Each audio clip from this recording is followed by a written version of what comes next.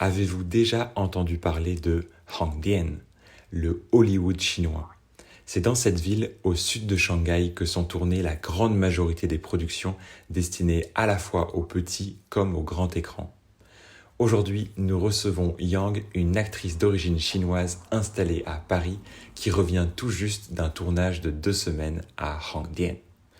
Yang nous raconte les conditions extrêmes de certains tournages en Chine, bien différents de ses expériences sur les plateaux français. Elle nous explique également comment sa nomination au Festival de Cannes a ravivé son envie d'apprendre le français.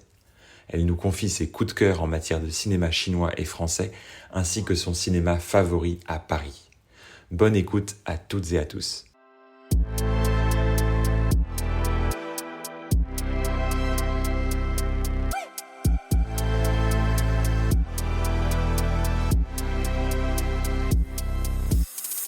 Et toi alors, tu as commencé quand tu avais quel âge? Moi, euh, en fait, quand j'étais jeune, j'ai étudié l'opéra italien, j'ai étudié la musique. Après, je pense que c'est en 2005, j'ai décidé de changer ma spécialité parce que à ce moment-là, j'ai le Pékin, c'est comme ça. J'ai le Pékin pour un garçon qui a Pékin. Donc, je voulais poursuivre avec lui ensemble. Parce qu'à ce moment-là, il a étudié dans le cinéma de Pékin, comme toi, oui. Oui, vous avez dans la même université. Mais après, oui, j'ai étudié dans l'Académie centrale d'art dramatique, the Central Academy of Drama. Yeah. Oui, qui est très connu aussi avec un. Mhm, c'est ça. Donc tu as déménagé pour ce garçon. Avant, tu étais dans quelle ville quand tu étudiais l'opéra italien? Avant, j'ai étudié à Hangzhou. En fait, moi, je viens de Jiaxing, une petite ville dans la province de Zhejiang. Je pense que ma ville natale est une belle ville. Et ensuite, le Parti communiste chinois est né sur un petit bateau dans le Sud-Lake. En fait, qui est à côté de Shanghai, is between the Shanghai and Hangzhou. C'est entre Shanghai et oui, Hangzhou. Ils étaient menacés par l'autre parti, j'imagine le parti du Kuomintang, c'est ça? Ils se sont enfuis, ils ont quitté Shanghai et ils sont allés sur ce petit bateau à Jiaxing, dans la ville où tu es né. Oui, parce que si tu es sur un petit bateau, ça a l'air plus safe, t'es pas très dangereux. Oui, c'est ça, c'est que on n'imagine pas que dans un bateau, il y a une réunion d'intellectuels qui sont en train de fonder un parti. Wow. C'est plus. C'est imprévu. Hein. Je pensais pas qu'on allait parler de ça, mais c'est intéressant. C'est toujours intéressant de savoir un peu dans les villes natales des gens d'où est-ce qu'ils viennent et comment est-ce que c'est relié à la grande histoire, l'histoire avec un grand H, comme on dit en français. Je voulais te demander, du coup, tu as expliqué que tu étais à Hangzhou, donc tu as déménagé d'abord pour faire tes études, pour étudier l'opéra italien, et après, tu as rencontré ce garçon, tu l'as rencontré à Hangzhou, c'est ça? En fait, on était dans la même école, mais à ce moment-là, elle a étudié performance, le théâtre, acting. Donc après, oui, il est parti à Pékin pour poursuivre le théâtre, pour le cinéma. Donc oui, je voulais suivre avec lui ensemble. Donc c'est la raison pour laquelle, oui, je l'ai à Pékin quand même. C'est comme ça.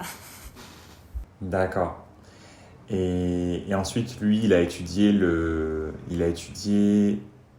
l'art dramatique à l'école de cinéma, c'est ça? Il voulait devenir acteur. Après, oui, parce que il vient de Wenzhou.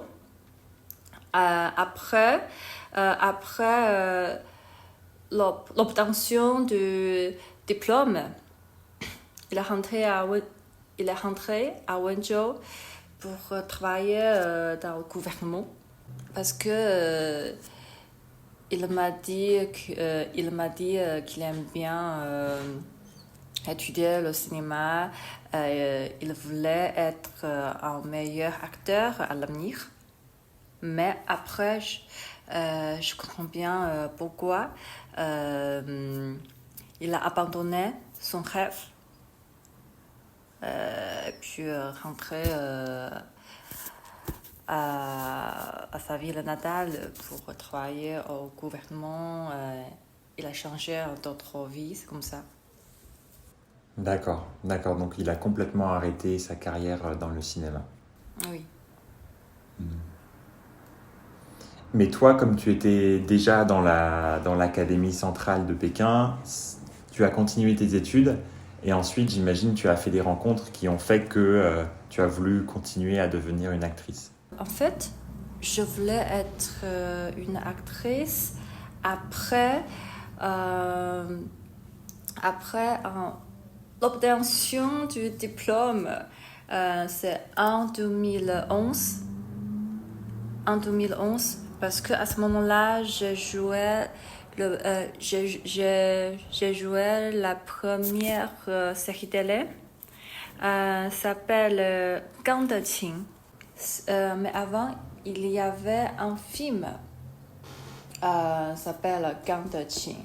Après, le réalisateur voulait adapter un autre série télé. Donc, j'ai obtenu cette occasion pour jouer un rôle principal. Quand j'ai fini ce tour-ménage, le réalisateur m'a dit que Yang, il faisait de continuer à insister ton rêve parce que tu as talent pour jouer dans ces films ou dans ces séries télé. Oui, il faut tenir du coup. D'accord. Ouais, tu as été inspiré par ce réalisateur. D'accord. Et à ce moment-là, donc c'était ta première expérience de tournage en Chine. Est-ce que tu peux nous raconter si l'expérience a apporté des surprises? Est-ce que c'était quelque chose qui était très différent de ce que tu avais imaginé? Ou est-ce qu'au contraire, c'était comme tu l'avais imaginé? Pour moi, il y a beaucoup de choses qui sont vraiment impressionnantes. Par exemple, quand on a joué à Dalian, c'était en hiver, donc je me bien souviens, c'est en janvier et février. Du coup, à ce moment-là, je pense que c'était hyper froid. C'était hyper froid à dehors. Mais on devait jouer beaucoup de scènes dans extérieur. Extérieur, c'est ça? C'est ça. Extérieur. Donc, un jour, je me sentais pas bien parce que mon visage a gelé. Mon visage a gelé, si bien que je ne pouvais pas bien parler des dialogues, des textes. C'est comme ça. Ouais, après, je pleurais, donc j'ai un peu regretté que pourquoi tu voulais être une actrice. C'était très malheureuse. C'est ça, c'est que c'est le genre de moment où on a On a du mal à imaginer à quel point c'est physiquement difficile, où toi tu es obligé d'être présente sur le plateau, même si il y a des conditions très extrêmes.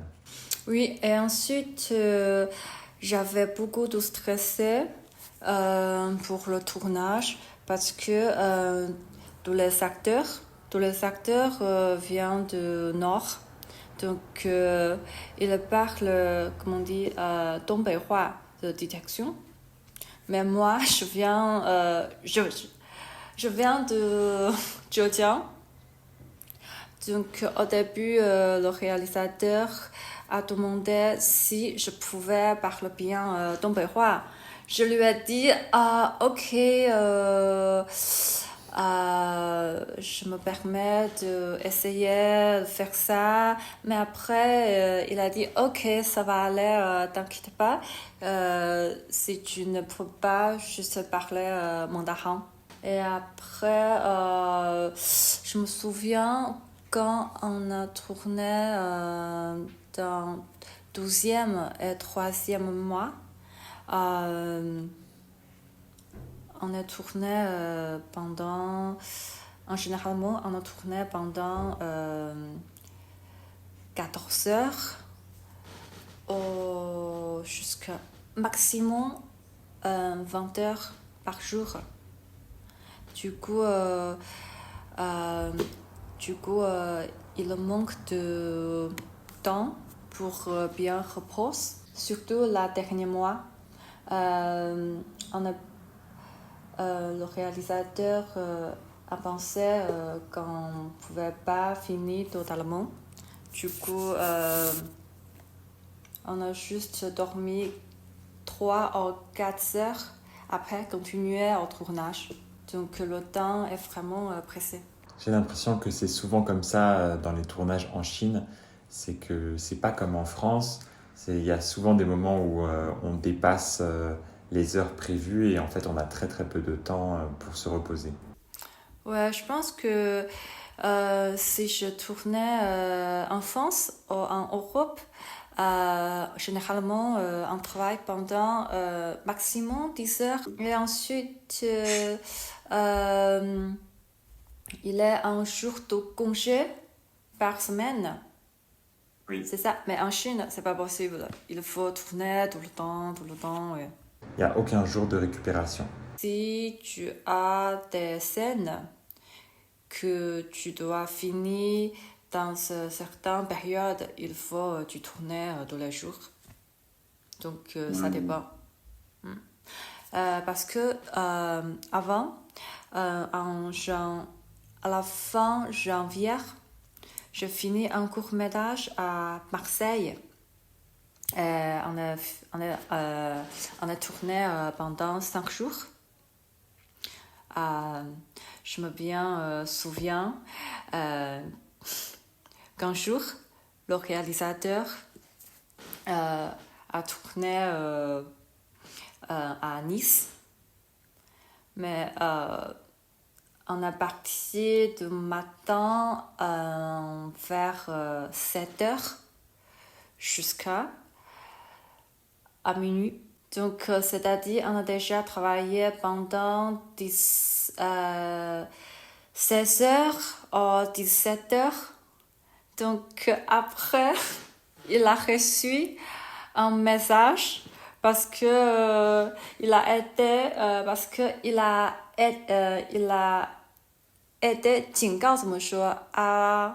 avertir. Averti. Il a été averti par leur producteur. Oui, c'était trop drôle. Et c'était un réalisateur chinois ou un réalisateur français? Il est chinois, mais d'autres collègues, l'équipe du film sont français. Donc, oui, c'était vraiment drôle. Il était vraiment étonné. Il a dit, qui m'a fait ça? Qui m'a Qui m'a dénoncé? Qui m'a dénoncé? En fait, c'est tous les collègues, c'est pour ça.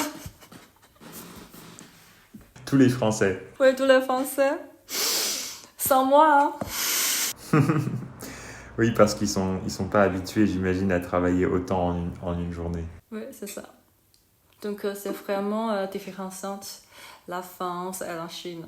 Et par rapport à l'apprentissage du français dans ton parcours, est-ce que c'est quelque chose qui est venu assez tôt ou est-ce que c'est arrivé tard dans ta vie? Je me souviens au début, quand j'ai appris le français, je sais pas comment parler avec les personnes. Ça m'a fait, comment dire, bégayer, c'est ça? Bégayer? Mhm, oui. Bégayer en France pendant un certain moment. Surtout, il y a, comment dire, quand je vais essayer de dire R, ce accent, ah ouais, ça me bloquait. Donc, au début, si je voulais parler français, surtout concernant un mot qui a R, je... Oh my god, I start again. Ah ouais. Donc, après, ouais, il fallait écouter la radio francophone tous les jours. Il fallait regarder les films français, lire les articles doucement, après petit à petit. Et pourquoi tu as commencé à apprendre cette langue au départ? C'est une bonne question, hein. Bon, alors, en fait, au début, je voulais apprendre une nouvelle chose pour chaque année. Donc, à ce moment-là, je m'intéresse les films français. Du coup, ok, je me suis dit qu'il fallait apprendre la nouvelle langue. Pour le français, je pense que c'est vraiment romantique quand tu parles, c'est comme ça. Donc, je me suis inscrite à Alliance française à Pékin pour le cours une fois par semaine.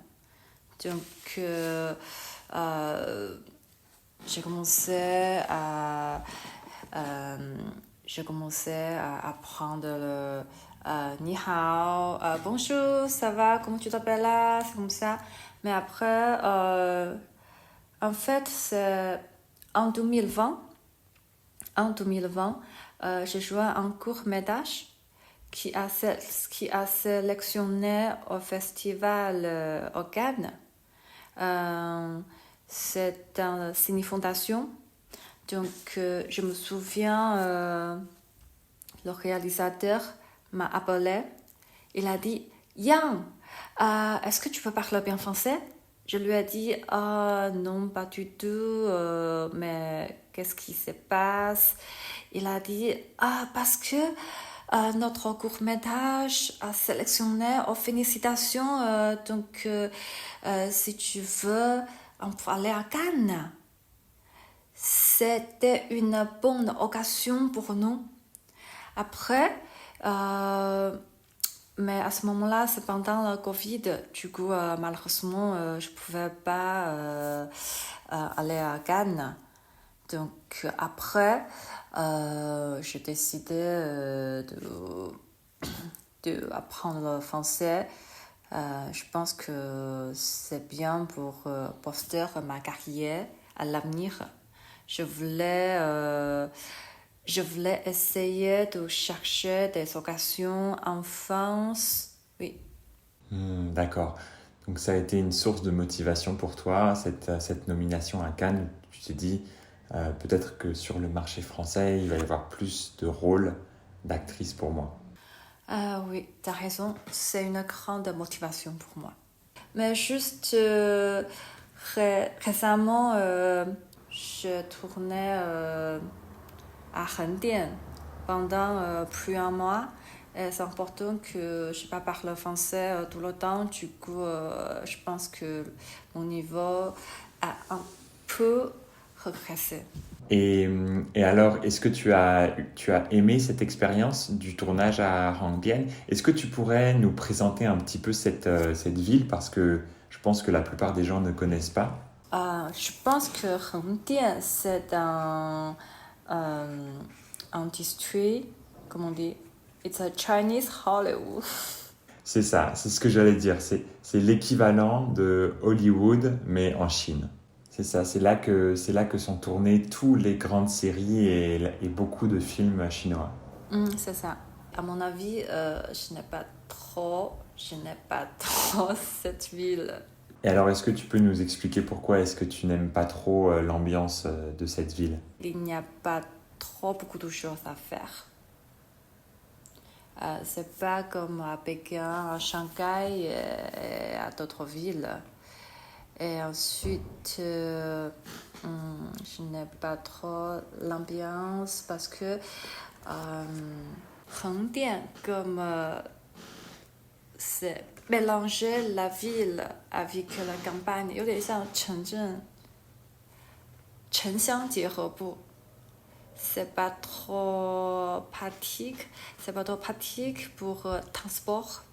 D'accord, on pourrait dire que un endroit qui est un petit peu coupé du monde. C'est-à-dire qu'il y a juste les studios là-bas, mais tu es un petit peu coupé du monde. Tu es un peu isolé. Ah oui, c'est comme ça. Oui.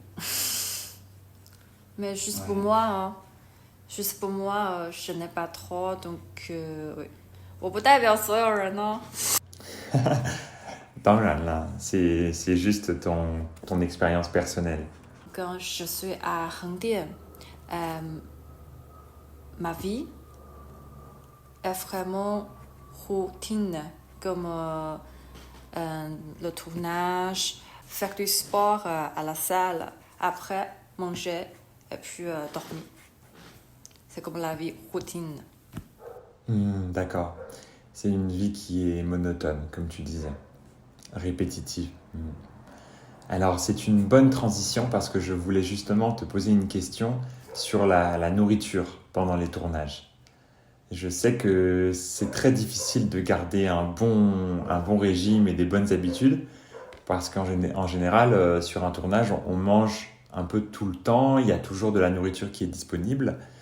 Donc, je voulais savoir un peu toi, comment tu fais pour résister à toute cette nourriture et pour garder de bonnes habitudes? Alors, parce que tu vois, tu as déjà expérience pour le tournage en Chine, donc tu sais si l'équipe du film était en train de tourner, peut-être il n'a pas fini ses projets par jour. C'est du mal à manger 3 repas régulièrement, c'est ça? Donc, Oui. mais actuellement, je pense que ça c'est un peu mieux qu'avant. Parce que pour moi, par exemple, on a signé le contrat pour, par exemple, je ne mange pas du porc. On peut avoir des repas personnalisés. Peut-être ce qui serait amusant, c'est que tu nous présentes un petit peu le concept de refan, qui est en général c'est la boîte qu'on apporte sur les tournages. Est-ce que tu peux nous dire un peu les particularités du refan en Chine? Tu aimes bien manger le refan? Ouais. En fait, quand j'étais en Chine, dans le Dongbei, quand c'était le moment de manger, j'étais toujours content parce que j'avais toujours faim. Et donc, quand on apportait le refan, j'aimais bien parce que c'était souvent des petites choses. Donc, pour expliquer un petit peu aux gens qui connaissent pas le refan, c'est une boîte en polystyrène blanc et à l'intérieur, il va y avoir du riz avec des petites portions d'autres choses où en général, il va y avoir une viande et des légumes, peut-être des condiments ou des choses comme ça pour assaisonner un petit peu le riz. Donc moi, j'étais toujours content du moment où on m'apportait la refan, mais il y avait des refans qui étaient très bonnes et d'autres qui étaient pas bonnes. Donc ça dépendait un petit peu de la viande, de la qualité des légumes, etc. si tu es le rôle principal, ok, tu peux obtenir c'est pas le meilleur, juste tu peux prendre de refans qui est vraiment riche. Il y a des légumes, de la viande, peut-être des fruits du mer, etc. Si tu es fait un régime, tu peux demander des repas comme juste就是有蛋白质的那些，comme les cuisses de poulet, les salades, d'autres du riz avec mais si tu es dans secondaire, c'est moins que le réalisateur, c'est moins que la rôle principale. Mais après, si tu es en silhouette ou figurante, juste tu peux obtenir du repas normal.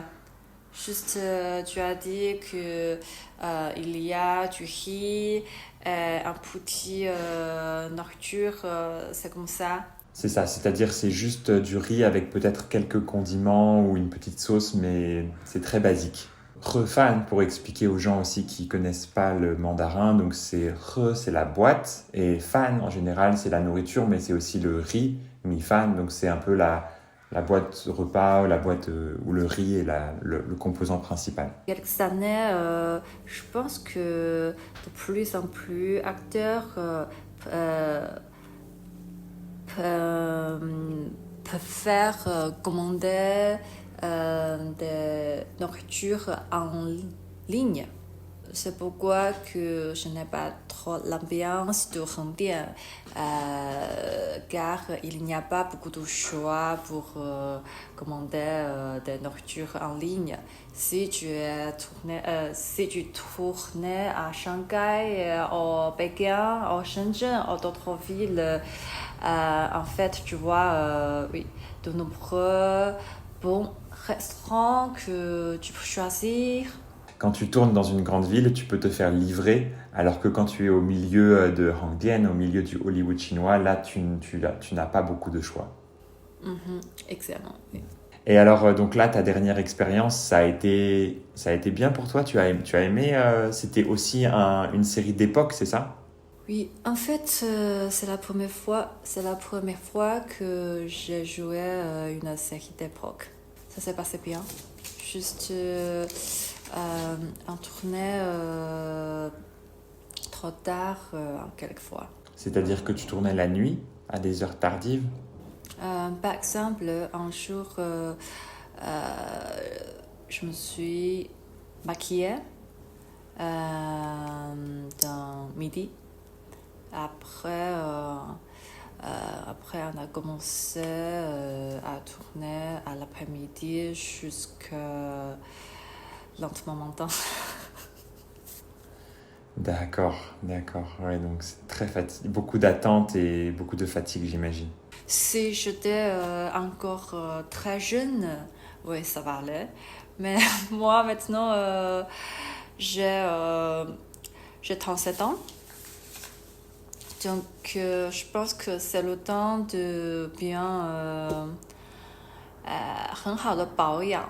C'est le temps de bien prendre soin de soi. Mon but est jouer un film français ou un film indépendant en France ou en Europe. Du coup, d'abord, j'espère que je pourrais chercher un rôle qui jouait dans des films ou des séries télé français. Après, j'espère que je pourrais changer d'autres agences mannequins. Parce qu'avant, je t'avais dit que j'ai déjà trouvé les deux. mais qui n'est pas très physique，就效率不是很高，Pas très efficace. pas très efficace. Oui. Ils ne sont pas très efficaces. Donc, j'aimerais bien changer d'autres agences mannequin qui me présenter. Donc, après, oui, à l'évidence, je vais poursuivre le cours de français. Donc, oui, on verra. D'accord. Si tu pouvais choisir un réalisateur en Europe qui fait des films indépendants, avec qui est-ce que tu voudrais travailler? Est-ce que tu peux répéter ces questions, s'il te plaît? Oui, bien sûr, bien sûr. Je te demandais, comme tu disais que tu aimerais bien jouer dans un film européen indépendant, je voulais te demander si tu pouvais choisir un réalisateur en Europe qui fait des films, plutôt des films indépendants, avec qui est-ce que tu voudrais travailler? Je voudrais travailler avec François Ozon. Ouais, il est mon réalisateur préféré. Est-ce que tu as des films de François Ozon que tu aimes en particulier? J'ai regardé beaucoup de films qu'il a réalisés. Par exemple, j'aime bien un film qui s'appelle Dans la maison et d'autres films s'appellent 8 femmes. En fait, ce film est vraiment différenciant à d'autres films. C'est un musical. Bah écoute, j'espère que tu vas réussir à collaborer avec François Ozon et puis faire des rencontres intéressantes à l'avenir. Et pour terminer, est-ce que tu as des recommandations de choses que tu aimerais partager avec les gens qui nous écoutent, que ce soit des œuvres de cinéma chinoises ou alors des œuvres françaises? Alors, pour moi, je vous propose un film que j'aime bien. S'appelle In the Mood for Love. In the Mood for Love. Le réalisateur est Wang Kar-wai. Ensuite, le rôle principal est Tony Leung et avec Maggie Cheung. Parce que Maggie Cheung est mon actrice chinoise préférée. Du coup, j'ai vu tous les films qu'elle a joué. Après, d'autres films que je vous propose s'appellent Suzhou River. Parce que Wang Kar-wai et Lou Ye sont mes réalisateurs chinois préférés. Je pense qu'ils sont les gens. Et ensuite, Wang Kar-wai et Lou Ye sont une grande influence sur l'industrie cinématographique. Parce que cette fois, quand je suis arrivée à Paris, j'ai remarqué que je pouvais regarder des films de Wang Kar-wai au cinéma. Par exemple, il y a un cinéma qui s'appelle Le Chambon. Et avant, l'année dernière, il a projeté des films de Wang Kar-wai. C'est pas très loin de chez moi. Du coup, j'y suis souvent allée pour profiter du cinéma. D'accord, ouais, tu as de la chance d'être à côté du Champeau parce que c'est un lieu mythique qui passe beaucoup de bons films. Oui, carrément. Et ensuite, parce que j'habite à côté de Odéon, du coup, il y a quatre cinémas de UGC et de MK2. Donc, j'ai beaucoup de la chance pour choisir quel film que je voudrais regarder après. Oui. Oui, c'est vrai que moi, depuis que j'ai quitté Paris, ça me manque beaucoup cette richesse culturelle et c'est vrai qu'ici où je suis, il n'y a pas autant de choses à voir. Donc, profites-en bien et puis effectivement, c'est toujours intéressant de découvrir des nouveaux films, des nouveaux cinéastes, des nouvelles histoires. Il me reste juste quelques minutes pour te souhaiter bon courage pour la suite. J'espère que tu vas réussir à réaliser tes rêves, à faire les bonnes rencontres et puis à garder ton sourire et ton optimisme. Ok, merci beaucoup.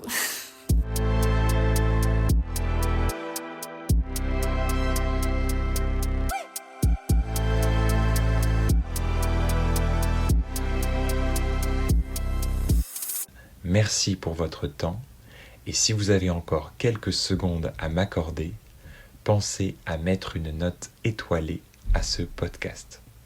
Bonne fin de journée à toutes et à tous et à bientôt pour un nouvel épisode.